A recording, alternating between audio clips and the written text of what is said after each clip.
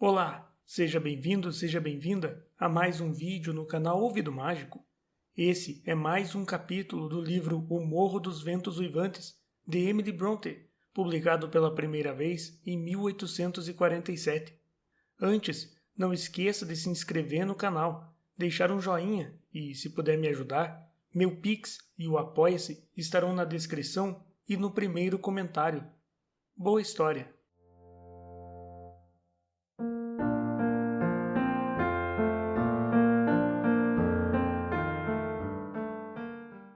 Capítulo 18. Os 12 anos que se seguiram a esse período tão triste, continuou a Sra. Dean, foram os mais felizes da minha vida. Minhas maiores preocupações vinham das doenças sem importância que a nossa menina apanhava de tempos em tempos, doenças comuns a todas as crianças, ricas ou pobres. Fora isso, depois dos primeiros 6 meses, ela cresceu com saúde e já sabia andar e falar também, à sua maneira, antes que a urze florisse uma segunda vez sobre o pó da Sra. Linton. Era a coisinha mais encantadora que já iluminou uma casa desolada. Um rosto lindo com os belos olhos escuros dos Earnshaw, mas a tez clara e as feições delicadas dos Linton, e o cabelo louro e encaracolado. Tinha um temperamento arrebatado, embora não rude. Um coração sensível e alegre a fazia viver seus afetos intensamente. A capacidade de estabelecer vínculos apaixonados recordava-me sua mãe. Ainda assim, a menina não se parecia com ela. Podia ser suave como uma pomba e tinha a voz branda e uma expressão pensativa. Quando ficava zangada, nunca se enfurecia, e seu amor nunca era ardente, mas sim profundo e terno. Deve ser dito, porém, que tinha defeitos fazendo par a essas qualidades.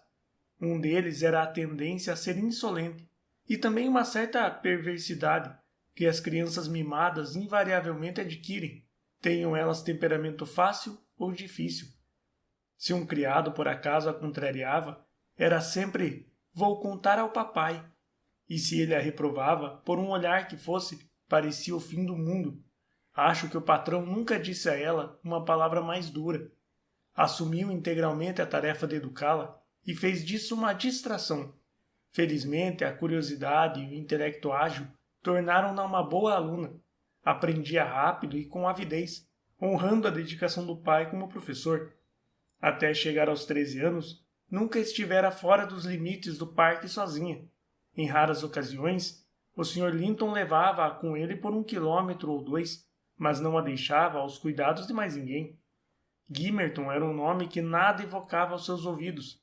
A capela, o único lugar do qual se aproximava ou no qual entrava, à exceção de sua própria casa. Wuthering Heights e o Sr. Radcliffe não existiam para ela.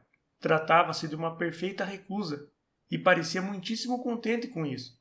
Às vezes, contudo, enquanto observava a região da janela do seu quarto, comentava: "Ellen, quando é que vou poder andar até o alto daqueles morros? O que há do outro lado? É o mar?" "Não, senhorita Kate", eu respondia. "São outros morros, iguais a esses." "E como são aquelas rochas douradas, quando a gente fica debaixo delas?" perguntou certa vez. O abrupto declive de Penistone Crags atraía particularmente sua atenção, sobretudo quando o sol poente brilhava nos seus pontos mais altos e todo o resto da paisagem ficava imerso em sombras. Expliquei que eram rochas nuas e que mal tinham terra suficiente em suas fendas para permitir o crescimento de árvores mirradas. "E por que é que continuam tão iluminadas muito depois de ter escurecido aqui?" insistiu. "Porque estão a uma altura bem maior do que a nossa", respondi. "A senhorita não poderia subir nelas. São altas e íngremes demais. No inverno, a geada chega lá antes de chegar aqui, e no auge do verão, já vi neve debaixo daquele buraco preto, do lado nordeste." "Ah, você já esteve lá!" exclamou ela entusiasmada. "Então também vou poder ir quando crescer. Papai já esteve lá, Ellen?" "O seu pai lhe diria, senhorita", respondi apressadamente, "que não vale a pena visitar aquele lugar. A charneca, por onde caminha com ele, é muito mais interessante, e Thrushcross Park é o lugar mais lindo do mundo." "Mas eu conheço o parque e não conheço aqueles penhascos", murmurou ela consigo mesma. Adoraria olhar ao meu redor do ponto mais alto. Meu pônei, Minnie, vai me levar lá um dia. Quando uma das criadas mencionou a Caverna das Fadas, ela ficou obcecada pelo desejo de realizar esse projeto. Atormentava o Sr. Linton e ele prometeu que poderia fazer o passeio quando fosse mais velha, mas a Srta. Catherine calculava sua idade em meses e a pergunta constante em seus lábios era: já tem idade para ir a Penistone Crags? A estrada que levava até lá passava perto de Wuthering Heights. Edgar não tinha coragem de caminhar por ali, de modo que ela recebia sempre a mesma resposta. Ainda não, meu bem. Ainda não. Eu disse que a Srta. Radcliffe viveu pouco mais de 12 anos depois de deixar o marido. Sua família tinha a saúde frágil. Faltavam tanto a ela quanto a Edgar a saúde e o vigor que normalmente se vêem nessa região. Não sei ao certo qual foi a sua última doença. Suponho que tenham morrido da mesma coisa. Uma espécie de febre, a princípio lenta, mas incurável, consumindo depressa a vida até o fim. Ela escreveu para informar ao irmão a provável conclusão de uma indisposição que durava 4 meses e pediu que ele fosse vê-la, se possível. Tinha muitas coisas a pôr em ordem e queria se despedir dele, confiando-lhe Linton. Sua esperança era de que Linton fosse deixado com ele, assim como fora com ela. Convencera-se de bom grado que o pai do menino não tinha qualquer desejo de assumir o fardo do seu sustento ou de sua educação. Meu patrão não hesitou um momento em satisfazer o pedido. Relutante como era em sair de casa em situações comuns, foi correndo ao encontro dela, entregando Catherine à minha especial vigilância, com ordens reiteradas de que não devia se afastar para além do parque, nem mesmo na minha companhia. Ele não imaginava que ela fosse sair desacompanhada. Esteve ausente por 3 semanas. Nos primeiros 2 dias, a menina ficou sentada num canto da biblioteca, triste demais para ler ou brincar. Naquele estado de espírito, ela não me preocupava, mas seguiu seu período de tédio impaciente e irascível. Como eu estava por demais ocupada e já era muito velha para correr de um lado a outro, entretendo-a, descobri um método pelo qual ela pudesse se distrair sozinha. Mandava-a em excursões pela propriedade, ora a pé, ora montada num pônei, e dedicava paciente atenção ao relato de suas aventuras reais e imaginárias, quando ela regressava. O verão estava no auge e ela passou a gostar tanto daqueles passeios solitários que, com frequência, dava um jeito de ficar fora desde o café da manhã até a hora do chá. As noites, então, eram passadas contando suas histórias fantasiosas. Eu não temia que ultrapassasse os limites estabelecidos, pois os portões estavam sempre trancados, e não imaginava que ela fosse se aventurar para além deles, mesmo que estivessem abertos. Infelizmente, minha confiança se mostrou equivocada. Catherine veio falar comigo certa manhã, às 8 horas, dizendo que naquele dia ela era um mercador árabe e que ia atravessar o deserto com sua caravana. Eu devia lhe dar uma quantidade suficiente de provisões para ela própria e os animais, 1 cavalo e 3 camelos, personificados por 1 galgo e 2 perdigueiros. Juntei num cesto uma boa quantidade de guloseimas que pendurei na lateral da cela. Ela montou, alegre como uma fada, protegida do sol de julho pelas abas largas do chapéu, e saiu trotando com uma risada feliz, debochando dos meus conselhos de que evitasse galopar e voltasse cedo. A danadinha não apareceu à hora do chá. Um dos viajantes, o galgo, já velho e amante do conforto, voltou, mas nem Kate, nem o pônei ou os 2 perdigueiros eram visíveis, onde quer que eu olhasse. Enviei criados à sua procura, nesta e naquela direção, indo por fim eu mesmo. Havia um trabalhador consertando uma cerca ao redor de uma plantação nos limites da propriedade. Perguntei-lhe se vira a senhorita. Vi de manhã, disse ele. Pediu para eu cortar para ela um galho de aveleira, depois saltou com o pônei a sebe, que é mais baixa ali adiante, e saiu galopando até sumir de vista. O senhor há de imaginar o que senti ao ouvir aquilo. Ocorreu-me de imediato que devia ter ido a Penistone Crags. O que há de ser dela? Exclamei, passando por uma abertura que o homem consertava, e me dirigi diretamente à estrada principal. Caminhei como se disputasse uma corrida, quilômetro após quilômetro, até uma curva de onde se via Wuthering Heights, mas nada de Catherine, perto ou longe. Penistone Crags fica a menos de 3 quilômetros depois da propriedade do Sr. Radcliffe, ou seja, a pouco mais de 6 quilômetros de Grand.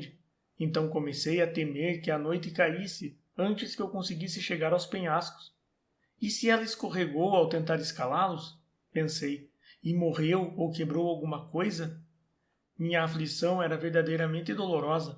Foi a princípio com grande alívio que vi, ao passar pela casa, Charlie, o mais feroz dos perdigueiros, deitado debaixo de uma janela, a cabeça inchada e uma orelha sangrando.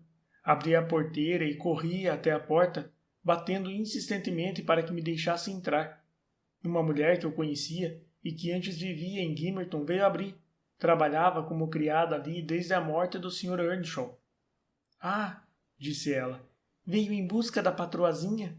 Não se preocupe, está segura aqui, mas ainda bem que não é o patrão.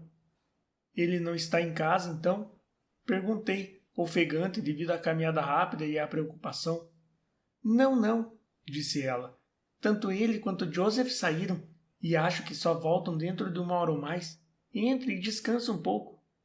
Entrei e vi minha pequena ovelha negra sentada junto à lareira, balançando-se numa cadeirinha que tinha sido de sua mãe quando criança.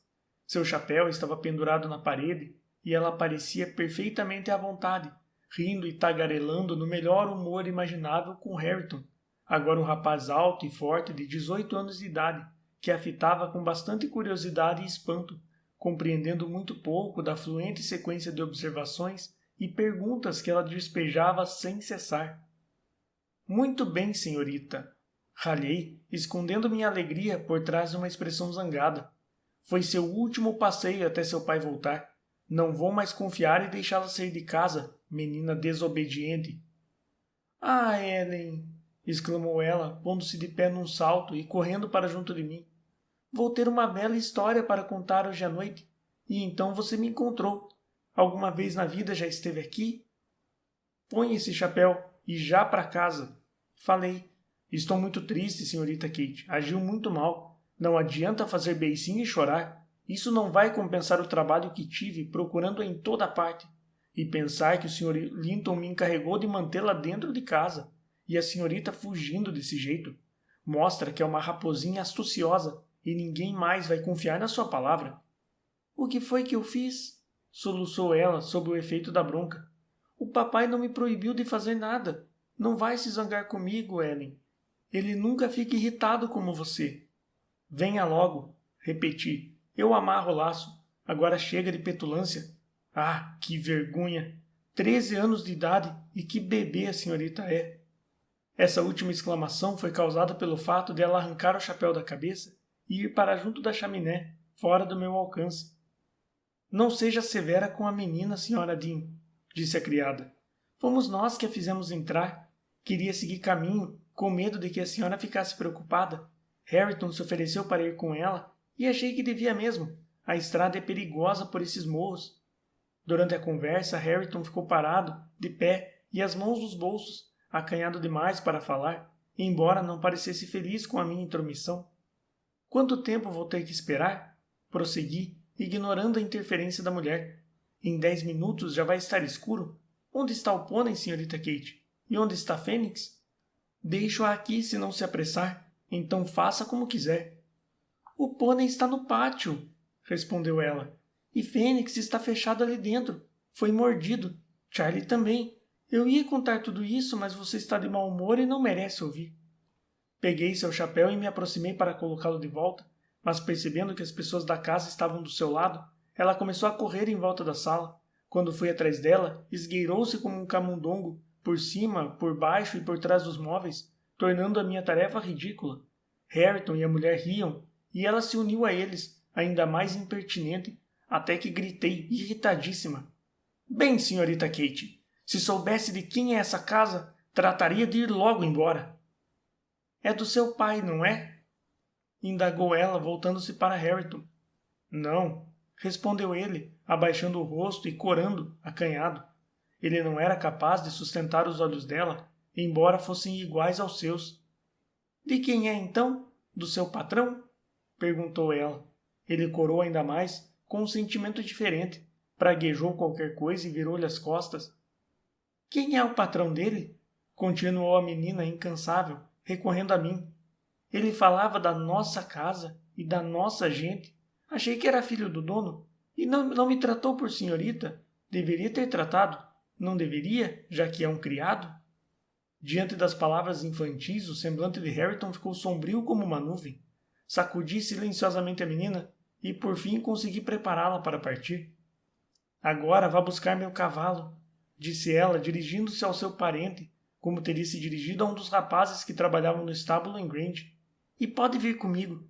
Quero ver onde é que o caçador de goblins aparece, na charneca, e ouvir mais sobre as fadas, mas ande depressa. Qual o problema? Vá logo buscar meu cavalo. Vá para o inferno, não sou seu criado, grunhiu o rapaz. Vá para onde? Indagou Catherine, surpresa. Para o inferno, sua bruxa atrevida, respondeu ele. Muito bem, senhorita Kate. Está vendo agora em que companhia se meteu? Interrompi. Bela maneira de se dirigir a uma senhorita. Por favor, não discuta com ele. Venha, vamos nós mesmas buscar Minnie e voltar para casa. Mas Ellen, queixou-se ela, encarando-me muito surpresa. Como é que ele ousa falar desse jeito comigo? Não acha que tem que me obedecer? Sua criatura detestável. Vou contar ao papai o que você disse. Pronto. Hareton não pareceu se sentir ameaçado, de modo que lágrimas de indignação brotaram dos olhos dela. Traga você o meu pônei, ordenou, dirigindo-se à mulher, e solte meu cachorro agora mesmo. Calma, senhorita, respondeu a criada. Não perde nada com boas maneiras. Embora o Sr. Hareton não seja filho do patrão, é seu primo. Quanto a mim, não fui contratada para servi-la. Ele, meu primo, exclamou Kate com uma risada de escárnio. É isso mesmo, retrucou a mulher. Ah, Ellen, não os deixe dizer essas coisas, prosseguiu ela. Papai foi buscar meu primo em Londres. Meu primo é filho de um cavalheiro. Que... Ela se interrompeu e começou a chorar abertamente, consternada ante a mera ideia de ser parente de um bronco como aquele. Calma, calma, sussurrei. As pessoas podem ter muitos primos, e de todo tipo, senhorita Kate, sem que isso as torne piores. Só não precisam se dar com eles, se forem gente desagradável e ruim. Ele não é meu primo, Ellen, continuou ela mais triste à medida que refletia sobre o assunto e atirando-se nos meus braços, como se buscasse refúgio daquela ideia. Eu estava muito aborrecida com a menina e com a criada pelas revelações que acabavam de fazer. Não duvidava que a chegada iminente de Linton, mencionada por Kate, seria relatada ao Sr. Ratcliffe, e tinha certeza de que a primeira coisa que a senhorita faria quando o pai voltasse seria buscar uma explicação à afirmação relativa ao parente malcriado. Hareton, recobrando-se de sua indignação por ter sido tomado por um criado, pareceu comovido pela aflição dela. Trazendo o pônei até a porta, pegou também um belo cachorrinho terriano canil, colocou-o em suas mãos e pediu-lhe que parasse de chorar, pois não tivera a intenção. Interrompendo as lamúrias, ela o fitou com um misto de surpresa e horror e voltou a chorar em seguida. Eu mal conseguia conter um sorriso diante da antipatia que ela demonstrava pelo pobre rapaz, um jovem atlético, de traços bonitos, robusto e saudável, mas vestindo roupas apropriadas às suas ocupações diárias no trabalho na fazenda e para perambular pela charneca, à caça de coelhos e outros animais.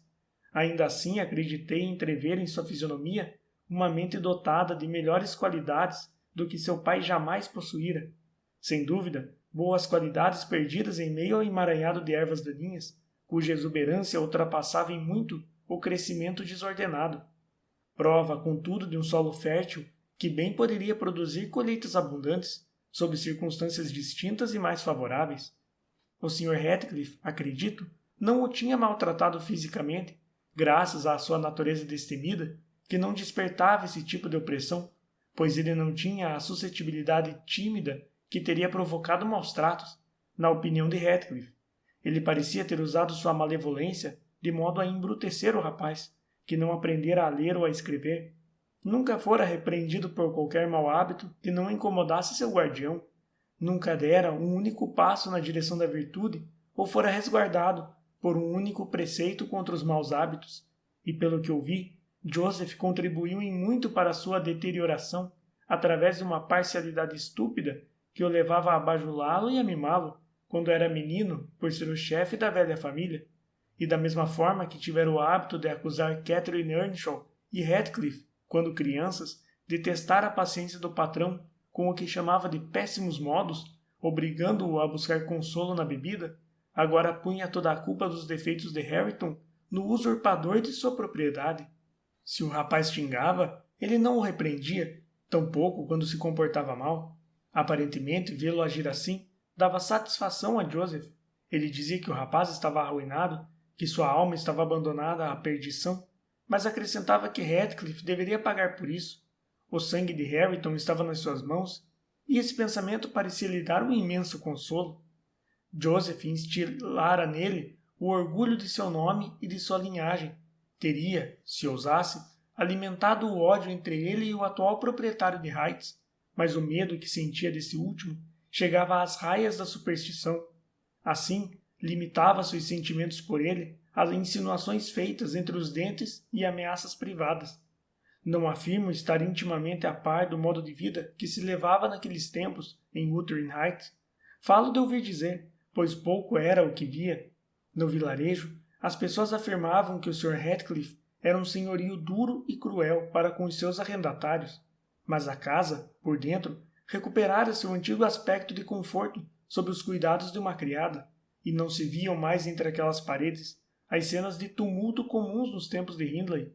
O patrão era demasiado taciturno para buscar a companhia de outras pessoas, boas ou más, e ainda é. Mas não estou avançando na minha história.